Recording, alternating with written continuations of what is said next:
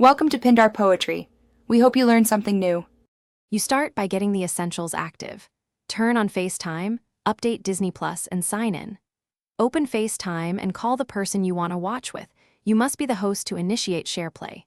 Once the FaceTime call is live, tap the Disney Plus app from your home screen or app library. Make sure notifications don't interrupt. Once you open Disney Plus, select the title and look for the SharePlay prompt to begin the shared playback session. Once in the Disney Plus title, press play. You'll see a SharePlay prompt asking to use SharePlay, tap Join or Start. You control playback initially. When you press pause or seek, everyone's stream syncs. If someone else needs control, they can request it and you can grant permission. While the content plays, keep FaceTime active. Audio or video must remain connected so the session stays synced. If you switch apps, return to Disney Plus to maintain the SharePlay. To finish, stop playback or end the FaceTime call. If you're the host, ending the call will end SharePlay for everyone.